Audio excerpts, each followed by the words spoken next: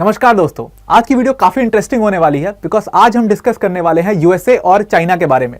देखो, हम सबको पता है दैट चाइना ने अपने बेल्ट एंड रोड इनिशिएटिव के थ्रू बहुत सारे कॉन्टिनेंट्स पर अपना डोमिनेंस बना लिया, या एक तरीके से कह लो काफी ज्यादा अपना प्रेजेंस जो है वो बना लिया है सारे कॉन्टिनेंट्स पर। उसी को टैकल करने के लिए अभी यूएसए ने अफ्रीकन कॉन्टिनेंट में अपना लॉबिटो कॉरिडोर ऑर्गेनाइज किया है।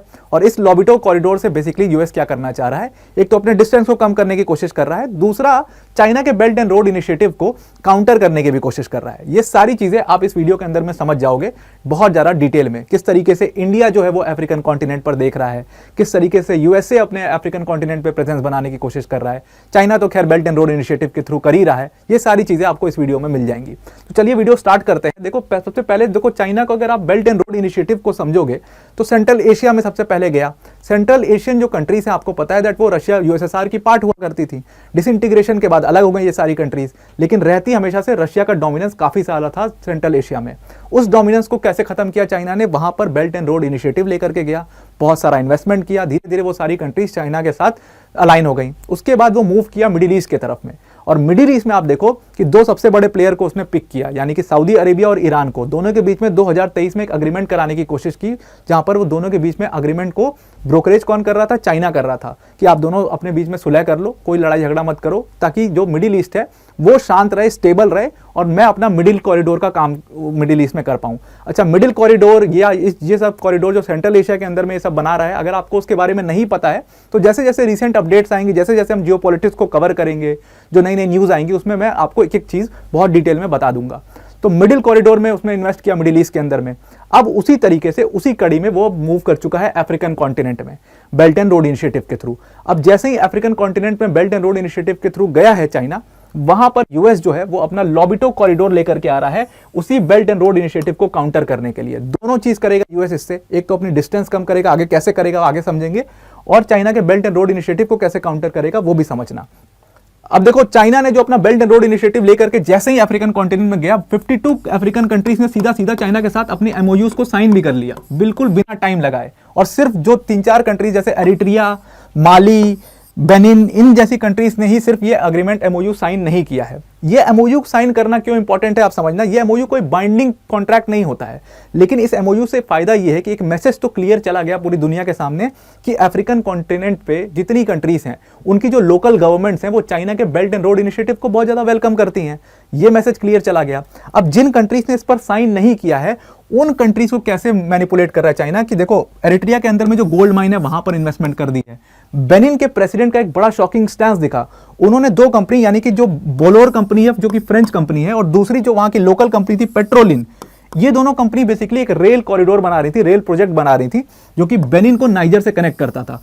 उन दोनों कंपनी को कह दिया कि आप लोग काम रोक दो, और ये साफ मैसेज जाता है सीधा सीधा कि ये प्रेसिडेंट क्या कर रहे हैं, ये वे बना रहे हैं चाइना के लिए, ताकि चाइना आकर के ये रेल प्रोजेक्ट को कंटिन्यू करे, चाइना आकर के अपना बेल्ट एंड रोड इनिशिएटिव का इंफ्रास्ट्रक्चर या प्रोजेक्ट जो है वो बेनिन के अंदर में लाए और नाइजर तक को कनेक्ट करे। और इन दोनों कंपनीज को कहा कि आप जाइए, टाटा बाय बाय। उसके बाद आप देखोगे चाइना को, अगर पूरा अफ्रीकन कॉन्टिनेंट का ये मैप है, ये जो पूरे ग्रीन वाले डॉट्स दिख रहे हैं आपको, ये सारा जो है वो हाइड्रो पावर प्रोजेक्ट्स हैं जो चाइना ने अपने बेल्ट एंड रोड इनिशिएटिव के अंडर में, फ्लैगशिप स्कीम के अंडर में छोटे छोटे प्रोजेक्ट्स, छोटे छोटे इन्वेस्टमेंट कर रहा है हर कंट्री के अंदर में। और जो ये ग्रे वाले हिस्से दिख रहे हैं आपको, ये ग्रे वाले डॉट्स, ये बेसिकली पेट्रोलियम प्रोजेक्ट्स हैं जहां पर ऑयल का एक्सट्रैक्शन किया जा रहा है। अब ये दो सबसे ज्यादा इन्वेस्टमेंट कहां किया हुआ है, एक इस कंट्री में किया हुआ है, एक इस कंट्री में किया हुआ है। इस कंट्री का नाम है नाइजीरिया और नीचे वाली कंट्री का नाम है अंगोला। अब ये दोनों कंट्रीज आपको पता है चाइना ने क्यों यहां पर इन्वेस्टमेंट किया है। नाइजीरिया में सबसे ज्यादा पूरे अफ्रीकन कॉन्टिनेंट पे सबसे बड़े ऑयल रिजर्व्स मिलते हैं, और दूसरा अंगोला जो है वो सेकंड नंबर पे सबसे बड़े ऑयल रिजर्व्स अंगोला के अंदर में मिलते हैं। दैट मेक सेंस, और इसीलिए चाइना यहां पर इन्वेस्ट कर रहा है। इसी इन्वेस्टमेंट को, चाइना के इसी बेल्ट एंड रोड इनिशिएटिव को टैकल करने के लिए यूएसए ने अपना लॉन्च किया है लॉबिटो कॉरिडोर। बेसिकली ये लॉबिटो कॉरिडोर में 4 कंट्रीज को इसमें इन्वॉल्व किया है यूएसए ने। ऊपर डेमोक्रेटिक रिपब्लिक ऑफ कॉन्गो, सबसे इंपॉर्टेंट कंट्री है ये लॉबिटो कॉरिडोर की। नीचे आपको ये दिखेगा जाम्बिया, बगल में दिखेगा तंजानिया, और इधर आपको दिखेगा अंगोला। और इसी अंगोला कंट्री का पोर्ट है ये लॉबिटो, जो कि काफी इंपॉर्टेंस रखता है अब यूएस के लिए। और इसी लॉबिटो कॉरिडोर को यूएस बहुत ज्यादा यूज करने वाला है। बेसिकली इन चारों कंट्रीज को कनेक्ट करके बीच से जो ये आप लाइन देख रहे हो, ये एक रेल कॉरिडोर बना रहे हैं, जहां पर ये अपना ट्रांसपोर्ट रूट बनाएंगे इस रेल कॉरिडोर के थ्रू। बेसिकली क्या करता था यूएसए को ना, अभी बहुत बड़ी अमाउंट में कॉपर चाहिए, और इसीलिए आप देखोगे कि ये लोबिटो कॉरिडोर लेकर के आ रहा है, क्योंकि सारा कॉपर, जो बहुत बड़ा अमाउंट ऑफ कॉपर है, वो डेमोक्रेटिक रिपब्लिक ऑफ कॉन्गो के पास है। आप जा करके न्यूज़ में चेक करना कि 2023 में कॉपर का डेफिसिट कितना है, और यूएस जैसी कंट्री को बहुत ज़्यादा कॉपर चाहिए हर साल, इसीलिए वो ये लोबिटो कॉरिडोर बना रहे हैं। अब इस लोबिटो कॉरिडोर को बनाने का 2 रीज़न है। एक तो उनकी डिस्टेंस शॉर्ट हो जाएगी। अगर आप पुरानी रूट देखोगे तो अगर यहाँ से डेमोक्रेटिक रिपब्लिक ऑफ कॉन्गो से मुझे कॉपर लेकर के यूएसए जाना है, तो पहले मैं कौन सी रूट यूज़ करता था? पहले हमें जाना है तंजानिया, और तंजानिया का जो ये पोर्ट है दर इस सलाम पोर्ट से आप अनडॉक करोगे और फिर ये पूरा अफ्रीकन कॉन्टिनेंट को इंसर्कल करके फिर आप जाओगे यूएस की तरफ। लेकिन इस रेल कॉरिडोर से क्या फायदा हो जाएगा? इस रेल कॉरिडोर से इन्होंने इन चारों कंट्रीज को कनेक्ट कर दिया, यानी कि डीआरसी को, अंगोला को, तंजानिया को और नीचे जाम्बिया को। अब इन चारों कंट्रीज को जब इन्होंने कनेक्ट किया तो बीच से ये रेल कॉरिडोर ले जाएंगे और सीधा अनडॉक कहां करेंगे? लोबिटो में। और जब लोबिटो में ये लोग अनडॉक करेंगे तो लोबिटो का पोर्ट से सीधा यहां कहां पर आ जाएंगे? ये अटलांटिक ओशन में। और अटलांटिक ओशन से यूएसए कितना दूर है? Very less. जो डिस्टेंस में इनको 40 दिन लगते थे, उस डिस्टेंस में इस लोबिटो कॉरिडोर से इनको सिर्फ 20 दिन लगेंगे। अब इस चीज से इनको 2 फायदे हुए। एक तो डिस्टेंस कम हो गई, पैसा बच गया, और दूसरा फायदा क्या हुआ कि इनकी जो प्रेजेंस है अफ्रीकन कॉन्टिनेंट में, वो भी काफी ज्यादा डोमिनेंट हो जाएगी। जो चाइना का बेल्ट एंड रोड इनिशिएटिव के थ्रू जो प्रेजेंस है, ठीक लोबिटो कॉरिडोर की तरह यूएस का भी वही प्रेजेंस हो जाएगा। अब आप देखोगे ना अफ्रीकन कॉन्टिनेंट में, तो फ्रांस काफी ज्यादा एक्टिव है, क्योंकि most of the African countries जो थी वो फ्रांस की कॉलोनीज हुआ करती थी, तो दैट मेक सेंस, फ्रांस वहां पर एक्टिव है काफी ज्यादा। रशिया का वागनर ग्रुप काफी ज्यादा एक्टिव है।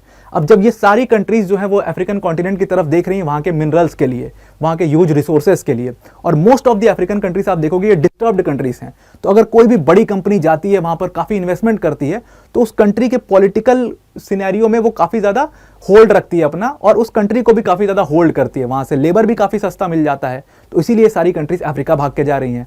और इसीलिए आप देखते हो कि G20 की समिट में, इंडिया के प्रेसिडेंसी में, अफ्रीकन यूनियन को G20 में शामिल करवा लिया जाता है, क्योंकि India is also looking towards Africa. और इसी के साथ साथ आपको पता चल गया कि यूएसए भी अब अफ्रीका में, जहां पर इंडिया प्रेजेंट है, जहां पर चाइना प्रेजेंट है, जहां पर रशिया प्रेजेंट है, फ्रांस प्रेजेंट है, आखिर वहां पर यूएसए कैसे नहीं प्रेजेंस हो सकता है? तो इस लोबिटो कॉरिडोर के थ्रू यूएसए अफ्रीकन कॉन्टिनेंट में अपनी प्रेजेंस बनाना चाह रहा है। तो आज की वीडियो में इतना ही। आई होप आपको ये वीडियो अच्छी लगी हो। आई होप आपको पूरा लोबिटो कॉरिडोर समझ में आ गया होगा।